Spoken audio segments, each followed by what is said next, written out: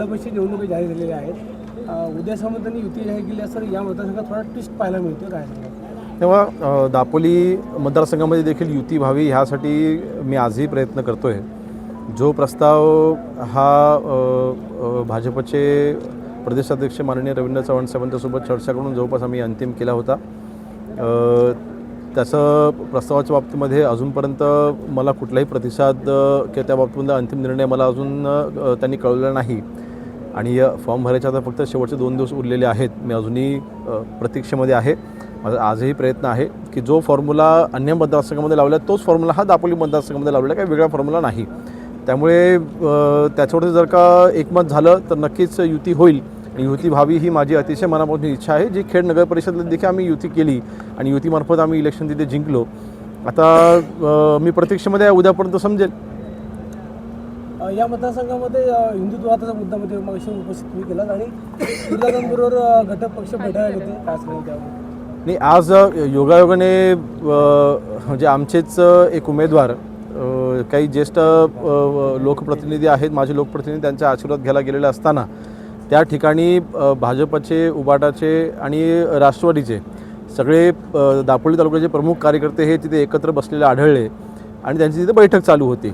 आता हा योगायोग म्हणावा लागेल, परंतु असं लक्षात येतं की जो पक्ष तिथे जे कार्यकर्ते, पक्ष म्हणण्यापेक्षा काही कार्यकर्ते हे हिंदुत्ववादी विचाराने तिथे जे पुढाकार घेऊ पाहत होते आणि ज्यांनी खऱ्या अर्थाने हिंदुत्वाला तिथे नाकारलं, अशा उबाटासोबत ते बैठक घेत होते. तर मला वाटतं ही दुटप्पी भूमिका काही कार्यकर्त्यांची ह्या बैठकीच्या निमित्ताने समोर येते. म्हणून मला वाटतं त्या बाबतीतला नक्कीच मतदार हा सुज्ञ आहे, हा नक्कीच त्या बाबतीत योग्य तो विचार करेल. तुम्हाला घेण्याचा प्रयत्न विधानसभेला झाला तर यावेळेला होतोय? नाही, मला नक्कीच घेण्याचा प्रयत्न गेल्या 8-9 वर्षापासून दापोली मतदारसंघात चालू आहे.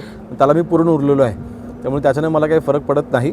आज शिवसैनिकांची ताकद ही 100% ही वाढलेली आहे आणि ती खंबीरपणे आपल्या सर्व उमेदवारांच्या पाठीशी उभी आहे.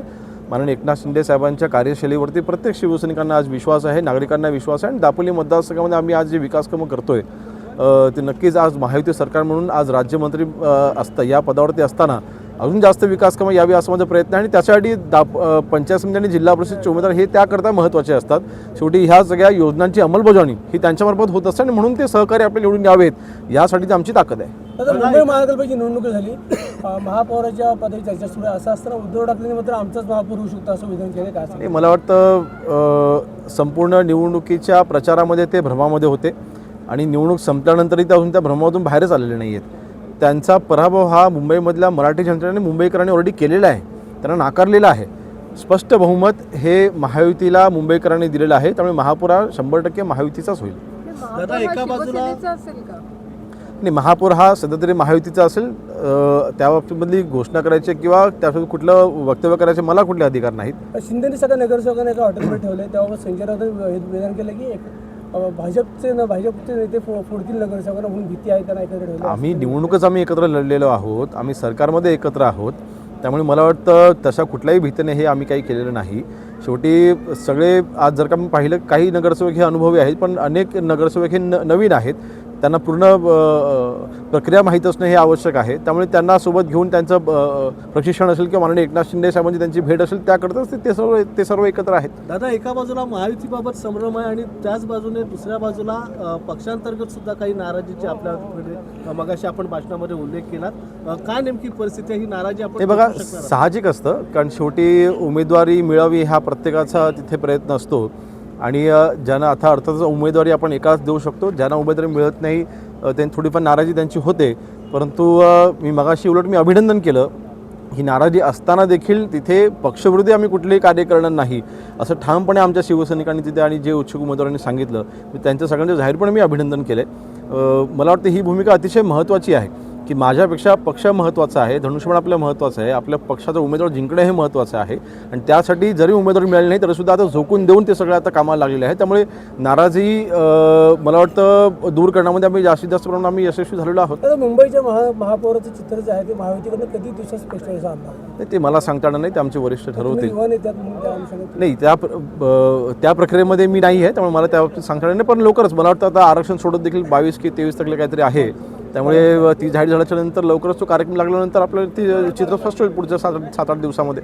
जिल्हा परिषद पंचायत समितीबद्दल आपण काय सांगाल उमेदवारांबद्दल किती नाही बघा, शेड पॅटर्न राबवणार? आज उमेदवारी देत असताना अर्थातच माझा प्रयत्न होता की त्याच्यामध्ये हे सुशिक्षित उमेदवार आले पाहिजेत. त्याच्यामध्ये ज्यांना अर्थातच स्थानिक प्रश्नांची जाण आहे असे उमेदवार असले पाहिजेत. जे अनेक वर्ष शिवसेनेमध्ये कार्यरत आहेत त्यांना न्याय द्यायचा प्रयत्न केला आहे. मागच्या 2017च्या निवडणुकामध्ये मी खरं तर दापोली मतदारसंघाच्या राजकारणामध्ये नवीन होतो आणि 2-3 महिनेच मला सक्रिय होऊन झाले होते. अशा वेळेस त्या अंतर्गत जे काही वाद झाले होते त्या वादामुळे काही उमेदवार तिथे पराभूत झाले होते. त्यांना पुन्हा संधी द्यायचा आपण निर्णय घेतला आहे. तर अशा पद्धतीने नक्कीच निकष वेगवेगळे आहेत, परंतु सगळे उमेदवार हे आमचे सक्षम आहेत. आणि ज्यावेळेला माझा आजही विश्वास आहे की 7 तारखेला ज्यावेळेला निकाल लागेल खेडच्या पद्धतीनेच इथे 18-0चा निकाल लागेल. धन्यवाद. थँक्यू दादा.